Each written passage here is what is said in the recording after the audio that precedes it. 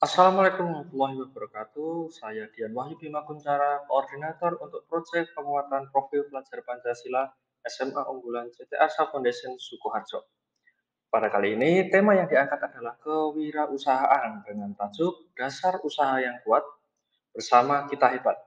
Ada dua profil pelajar Pancasila yang akan setidaknya kita kuatkan dari diri kita masing-masing. Pertama adalah beriman bertakwa kepada Tuhan Yang Maha Esa dan berakhlak mulia, kemudian gotong royong. Pada kesempatan kali ini, saya akan menyampaikan setidaknya ada 8 slide ke depan. Mulai dari prakata, latar belakang, tujuan, 3 goal utama, tahapan, bentuk laporan, laporan isi, sampai dengan akhir kata. Prakata, perkenalkan saya Dian Wahyu Bima Kunchara. Kemudian pada modul ini saya tidak bekerja sendiri, ada kurang lebih ada 14 guru pengampu untuk kelas 10 di SMA Unggulan CT Arsa Foundation yang akan bersama-sama untuk menguatkan profil pelajar Pancasila, eh, beriman bertakwa kepada Tuhan Yang Maha Esa dan berakhlak mulia sampai dengan gotong royong untuk setidaknya nantinya kita akan bekerja, berusaha untuk menyambut bonus demografi Indonesia di tahun 2045. Latar belakang apa yang sebenarnya kami ajukan di sini? Pertama adalah dalam tema kewirausahaan disampaikan bahwasanya di dalam kompas.com yaitu tidak banyak startup yang berkesinambungan, artinya tidak bisa bertahan lama. 90% startup berakhir dengan kegagalan. Bahkan data selanjutnya adalah di dalam katadata.co.id menyampaikan banyak yang gagal karena kehilangan uang, sampai dengan bagaimana kehilangan konsumen. Bagaimana bisa suatu usaha di situ bisa sampai kehabisan uang, padahal seharusnya usaha itu menghasilkan uang. Ditambah lagi, bagaimana bisa suatu usaha yang sudah berjalan sampai kehilangan konsumen. Nah, kita lihat dari sukses story-nya Korea Selatan. Nah, kita lihat ada dua posisi poster film yang sebenarnya ini Korea drama yang beberapa waktu lalu saya konsumsi bersama keluarga saya. Pertama adalah di sebelah kiri itu ada Korea drama dengan judul Startup, yaitu menceritakan ada sekelompok pemuda kemudian memproduksi suatu solusi dari suatu permasalahan sampai dengan bagaimana suatu solusi itu bisa didanai dan dilaksanakan. Yang kedua adalah Itaewon Class, yaitu tentang menceritakan bagaimana dia berlatar belakang dari suatu usaha keluarganya sampai bisa membuat suatu warung makan, sampai dengan mengekskalasi warung makan itu sampai menjadi suatu perusahaan yang eh, bisa settle dan bersaing dengan perusahaan besar yang lainnya. Pertanyaan sederhananya adalah sebenarnya Korea drama dan lain sebagainya yang kita lihat ini masih hingar-bingarnya. Sebenarnya yang saya rasakan adalah lebih pada bagaimana bisa suatu K-pop, orang nyanyi, orang berdansa, kemudian orang berakting dalam suatu drama ataupun film, itu bisa mengangkat satu utuhnya Korea Selatan, mulai dari handphone, kita kenal yang namanya Samsung, LG, dari elektronik seperti LG. Kemudian dari sisi kendaraan, kita melihat bahwasanya ada Hyundai sampai dengan Kia yang sampai sekarang mulai banyak mengeksplor dunia. Selanjutnya, hal sederhana seperti makanan. Bagaimana orang bisa mengenal topoki, bagaimana orang mengenal bumbu masakan, pasta, kimchi, dan lain sebagainya. Hanya berangkat dari suatu kegotong royongan.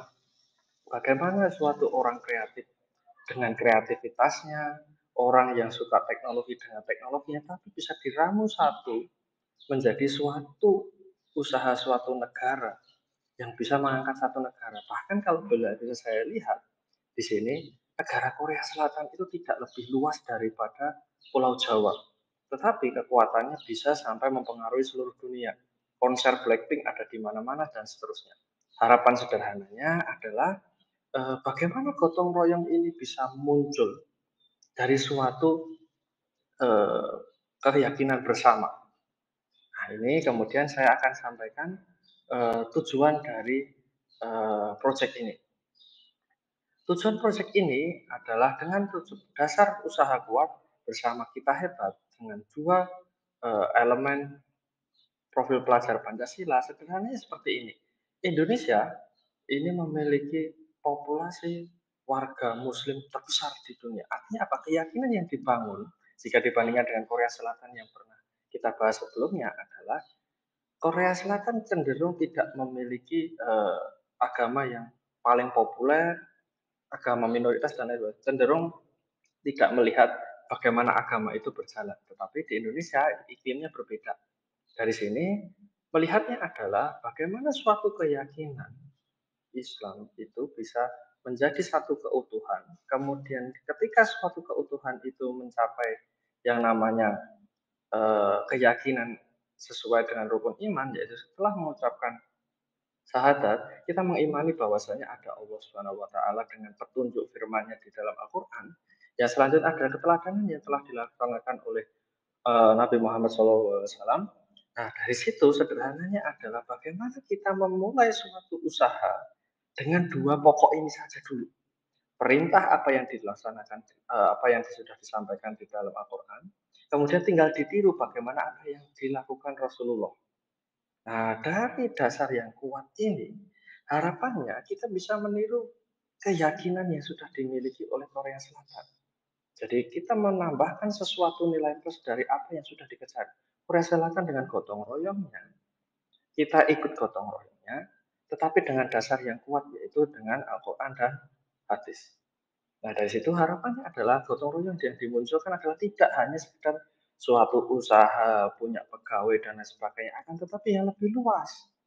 Gotong royong itu apa? Bagaimana? Pertama, apakah usaha yang akan kita rintis ini akan bisa menyelamatkan diri kita sendiri? Ataukah sudah menyelamatkan keluarga kita? Apakah sudah seperti Pak Khairul Tanjung yang sudah bisa eh, ke seluruh Indonesia, usahanya bisa berefek sampai dengan menciptakan solusi seperti sekolah unggulan kita dan membantu melalui CT Arsa Foundation? Atau kita seperti Korea yang sudah artinya apa? Ketika kita sudah berkontribusi, seluruh lini yang di dalam masyarakat Korea itu bisa menikmati hasilnya. Nah, dari sini goalnya adalah bahwasanya ada tiga goal utama. Pertama adalah mempunyai dasar wirausaha yang kuat, eksekusi wirausahanya yang konsisten, sampai dengan dampak positif wirausaha pada lingkungan. Goalnya tiga itu. Nah, detailnya seperti ini. Mempunyai dasar wirausaha kuat adalah bagaimana kita mempunyai dasar Al-Quran ayat berapa, suratnya apa, hadis mana yang kita gunakan. Kemudian dalam menjalani usaha tersebut, amalan-amalan apa yang kita gunakan untuk meraih semua rezekinya. Itu goal satu.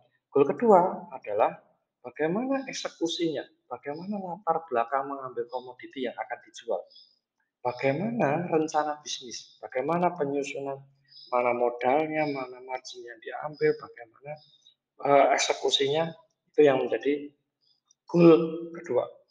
Goal ketiga adalah bagaimana usaha yang sudah didasari dengan Al-Quran dan Hadis, kemudian dilaksanakan dengan konsisten, mempunyai dampak yang bagaimana? Apakah dari sendiri saja sudah bisa mengangkat derajat keluarga atau sampai dengan wilayah kita? Tiga goal ini akan kita laksanakan dengan setidaknya 4 tahapan. Pertama adalah tahapan sosialisasi sampai dengan penentuan komoditi. Sosialisasi sudah kita lakukan sebelum kepulangan siswa. Kemudian tanggal 2 Mei sampai dengan 4 Mei kita akan melakukan inkubasi. Rencananya kita akan melaksanakan beberapa talk show sampai dengan nantinya masuk ke 5 Mei kita akan melaksanakan Expo Bazar Wirausaha. Selanjutnya pada 7 Mei ini akan menjadi penutupan untuk batas akhir penyelesaian laporan akhir P5. Lalu bagaimana laporan akhir P5? Laporan akhir ada 4 jenis, mulai dari infografis, laporan tertulis, video, hingga presentasi. Silahkan pilih 2 dari 4 yang sudah ada. Selanjutnya, apa isinya?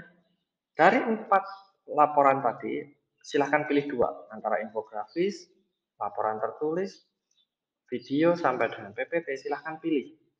Dari 4 ini pilih 2. Nah, isinya itu relatif sama, yaitu ada 3 komponen yang harus isi di dalamnya masing-masing laporan tersebut. Pertama adalah ayat Al-Quran mana yang digunakan untuk mendasari suatu usaha tersebut. Hadis mana yang digunakan. Amalan-amalan apa saja yang untuk melancarkan usaha. Lanjut, bagian kedua adalah bagaimana perencanaan sampai dengan eksekusinya. Bagaimana latar belakang pengambilan komoditi, apakah dia diambil dari kebutuhan konsumen ataukah dari idealisme penjual, perencanaannya bagaimana hingga pencatatan modal hingga harga jual, bagaimana promosi yang dilakukan sampai dengan hasil usahanya itu marginnya yang didapatkan berapa. Terakhir, bab yang terakhir adalah bagaimana dampak positif yang bisa dilakukan. Berapa pihak yang mengambil peran ini? Misal ambil snack, berapa pegawai snack yang bisa kita angkat derajatnya dengan usaha kita, sampai dengan bagaimana eskalasi produk tersebut jika diperbesar eh, skalanya. Itu 3 format isi laporan. Terakhir, ada satu hadis riwayat Bukhari Muslim menyampaikan bahwanya ada rukun Islam. Islam dibangun di atas 5 hal. Kesaksian yaitu syahadat, kemudian sholat, membayar zakat, haji, kemudian puasa Ramadan. Sederhananya adalah jika kita bisa berhasil dengan tema ini, setidaknya kita bisa menunaikan rukun ini. Artinya apa? Rukun ini bisa kita laksanakan karena dengan suatu bangunan yang berisi 5 hal, kita syahadat sudah. Sholat kita usahakan setiap waktunya, baik wajib maupun sunnah, membayar zakat. Nah, dari sinilah kita harus berpikir bagaimana membangun Islam ini dengan zakat. Kenapa?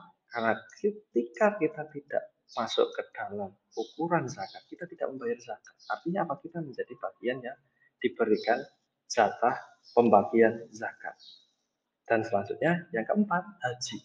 Tercatat 2023, rata-rata biaya haji adalah 50 juta rupiah. Artinya apa? Jika kita berpikir logika saja, dengan biaya haji 50 juta rupiah, dengan lulusan SMA dengan gaji UMR Jawa Tengah sekitar 2 juta rupiah, berapa tahun kita bisa berangkat? Sampai dengan puasa Ramadan. Setidaknya, dengan tema wirausaha ini, harapannya adalah kita mendapatkan nilai ekonomi yang naik, setidaknya untuk bisa membayar zakat dan bisa membayar biaya haji. Yang nantinya bisa membangun Islam ini kuat dari 5 sisi. Mulai dari syahadat, sholat, zakat, haji, dan puasa. Kita akan mengusahakan 2 hal dalam satu tema ini. Akhir kata, mari kita bangun Islam ini secara utuh dengan 5 hal yang membangun di dalamnya. Sekian dari saya, mohon maaf bila salah kata, semoga berhasil apa yang kita sampaikan. Assalamualaikum warahmatullahi wabarakatuh.